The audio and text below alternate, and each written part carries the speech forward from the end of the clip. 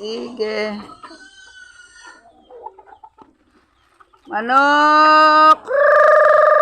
Kaya nauuto dahil hindi ako nagpatuka sa labas. Wala, takot. Hala! Ipo.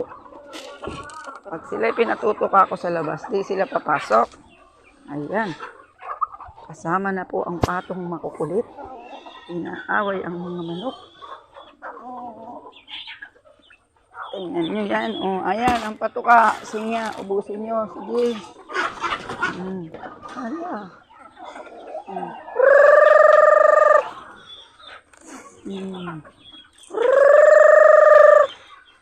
Yan, mauto. Madami pa yan sa labas kasi di sila papasok. Sige, sige.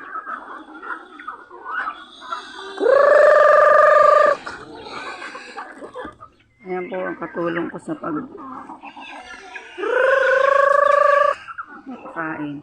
Ala, damin-dami nyo. Magbigay kayo ng maraming itlog. Yala, grabe kayo. Diyan. Pag di kayo nabusog, awan na. Damin-dami na yan. Sige. Hala. Oo, itlog nila.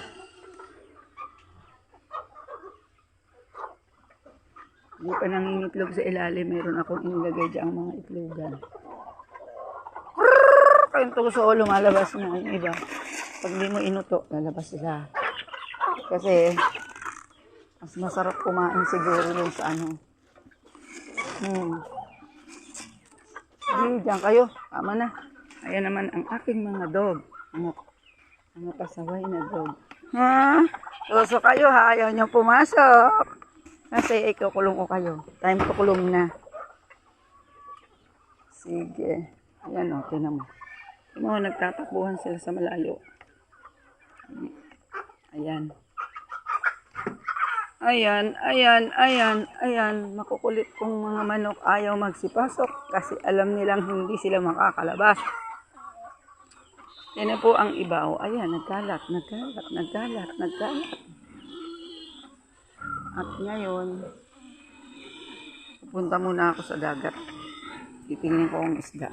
Maya ulit.